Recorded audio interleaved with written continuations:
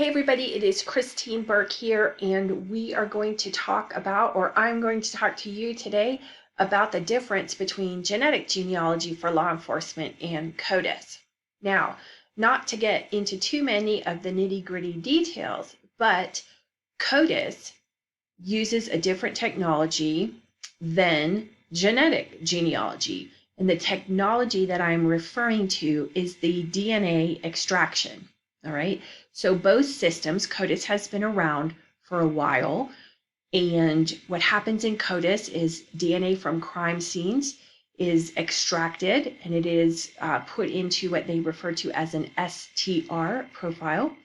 And it is submitted into the CODIS database. And they are trying to check matches, much like APHIS, right? We have all these acronyms. APHIS is the automated fingerprint identification system. Hopefully I have that correct. But what APHIS does is APHIS takes latent fingerprints and they match it against suspect fingerprints or offender fingerprints for people that have been arrested and other people that go into the federal database, all right? And what APHIS does for fingerprints is it takes a suspect fingerprint from a crime scene and it matches it to people that are in the APHIS system. So CODIS does the same thing, except it uses DNA. And what they do with CODIS is they extract a portion of the DNA profile for a suspect or an unidentified person, and they put it in, just like the fingerprints, they put it into the system, and they see if there is a person in the system that is a match, okay? Genetic genealogy, on the other hand, works on, it's kind of the same process, but it uses different pieces of the puzzle, okay? It uses different technology to solve it. With genetic genealogy, it uses the SNP type of DNA extraction, which develops a complete genome or genetic profile of the person. Okay, it's the whole DNA. And that is then put into commercial databases, such as you may be familiar with Ancestry. I mean, law enforcement cannot use Ancestry, but you may be familiar with the names such as Ancestry, 23andMe, FTDNA, GEDmatch, MyHeritage, and the like, okay? So law enforcement is currently able to use FTDNA and GEDmatch, and what they do is they take the DNA genome that is extracted and they put it in those databases, right? So instead of going into the CODIS databases to see if there's a match, they put it in the commercial databases to see if there are relative matches. And then we use the great genetic genealogy technology, science, whatever you want to call it, miracle amazing system to identify relatives. And sometimes you even identify the particular suspect themselves. I saw a recent news article where the suspect himself was actually in the database. And so he got a little bit more than he bargained for with the DNA relatives, right? He got himself identified for a crime that he's alleged to have committed. It is really amazing technology. And people often ask me, well, why can't we just use CODIS? Why is this different? Why is this happening? Tell me about it.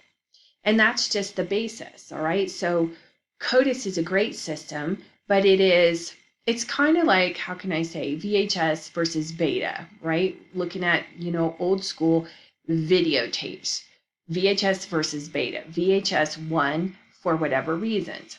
So CODIS is not bad, but what happens is it only takes a short portion of the genetic profile, and there's not a lot of people in the system. Okay, so I was just doing some research today, and if I remember correctly, I think there was 15 million profiles in CODIS, potential matches to match the DNA to. Whereas there's over almost close to 8 billion, I hope I got that right, billion people, there was a lot of commas, 8 billion people in the world.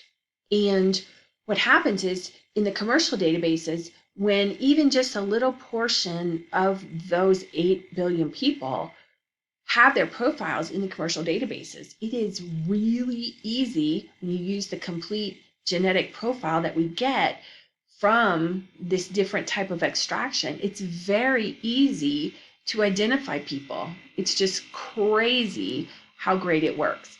And that's the difference why this is genetic genealogy. Using that is so much better. It's just really crazy. You can drill down quickly and easily to who your suspect person is, your suspect family, or if it's an unidentified person, deceased person, unfortunately, it's very easy to identify that person based on their family using those databases. And that's why it's so awesome. So that's what the difference is, okay? Just, things evolve, right? Different technology evolves. Cars, airplane travel. This is just a better tool in the toolkit. Not that they're necessarily going to stop using CODIS, but it just brings a quicker, faster result, in my opinion, right? We've got more of a population to find people from and identify people from. That's it. It's a better resource. It's a better matching tool.